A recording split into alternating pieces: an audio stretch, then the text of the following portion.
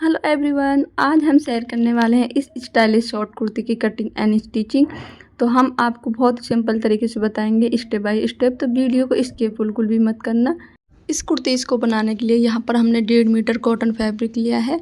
तो हम पहले इसको उल्टा करके 4 फोल्ड करके इसको इस तरीके से हम यहाँ पे बिछा लेंगे।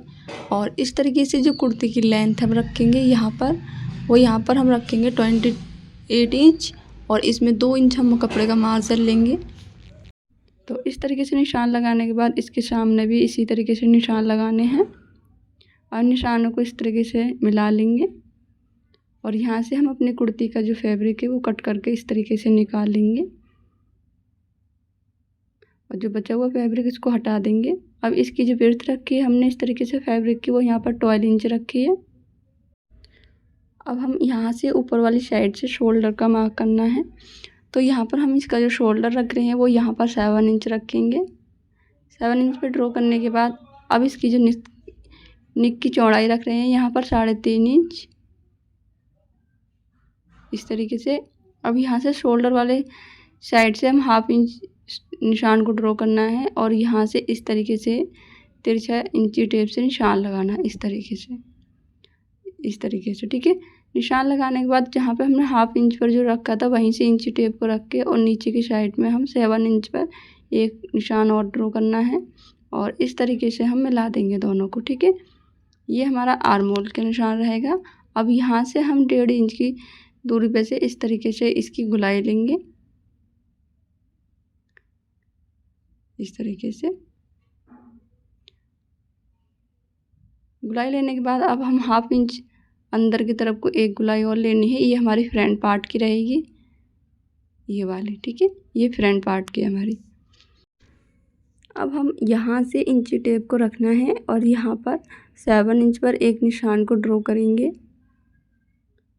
और यहाँ से हम शोल्डर पे से इंची टेप को इस तरीके से रखना है और यहाँ पर हम 20 इंच पर निशान रखेंगे। यहाँ पर अपनी हिप का रखेंगे हम, ठीक है। इन दोनों निशानों को स्ट्रेट करना है इस तरीके से। तो यहाँ पर हमने इन दोनों निशानों को इस तरीके से स्ट्रेट लाइन को ड्रॉ कर लिया है। अब हम ऊपर की तरफ को यहाँ पर अपनी फिटिंग के मार्क करेंगे।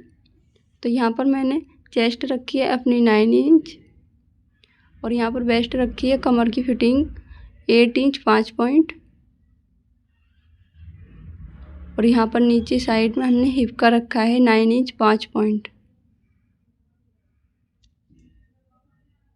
यहाँ पर निशान को ड्रॉ करेंगे और नीचे हम बॉटम भी साथ के साथ कर लेना है। तो यहाँ पर हमने 10 इंच का रखा है, ठीक है। ये नीचे का हमने आधा इंच फालतू रखा है, ठीक है।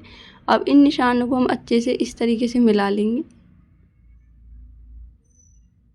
इस तरीके से, ठीक है। अब हम ऊपर वाली साइड में हम 2 इंच का कपड़े का मार्जिन लेते हैं सिलाई के लिए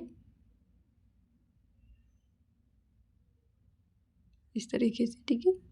अब इन निशानों को अच्छे से ड्रॉ करना है इस तरीके से, आपस में मिलाकर इस तरीके से लाइन को ड्रॉ कर लेंगे। तो मेजरमेंट पूरा करने के बाद यहाँ से हम इसकी कटिंग कर लेंगे।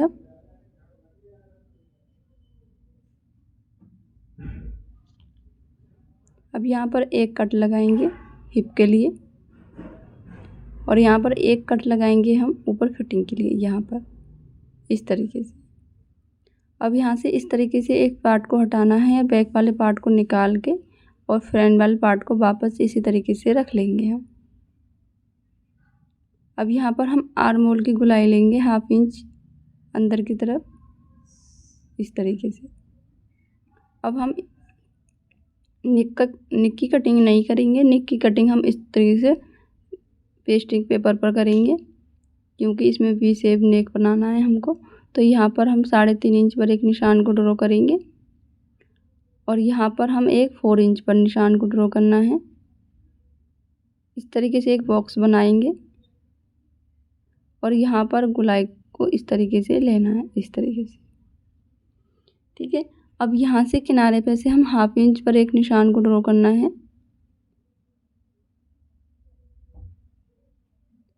और यहाँ से हम 2 इंच 5 पॉइंट पर निशान करेंगे एक 2.5 इंच पर।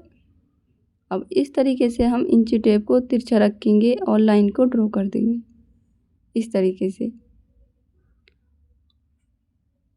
यहाँ से लगाने के बाद ऊपर वाली साइड से इस तरीके से 1 इंच पर इस तरीके से निशान की गोलाई लेते जाएंगे इस तरीके से। ये हमें 1-1 इंच की दूरी पर ही लगाना है। निशान ड्रॉ करने के बाद अब इसकी कटिंग कर लेते हैं।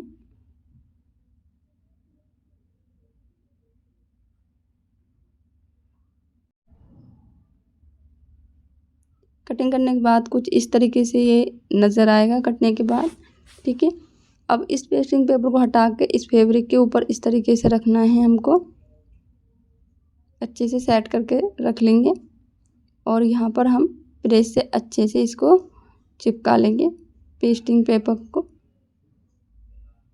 इस तरीके से। चिपकाने के बाद इस तरीके से साइड में हम इसके कपड़े के ऊपर सिलाई लगा लेंगे ऊपर पलटकर और यहाँ पर निशान को ड्रॉ कर लेंगे। हम इस तरीके से फ्रंट पार्ट को बिछाएंगे और यहाँ पर बीच में हम इसको रख के इसमें इस तरीके से स्टिच कर लेंगे। स्टिच करने के बाद अब यहाँ से हम इसकी कटिंग कर लेंगे इस तरीके से और यहाँ पर एक कट लगाएंगे छोटे छोटे से। अब इसको अंदर की तरफ को इस तरीके से फोल्ड करना है।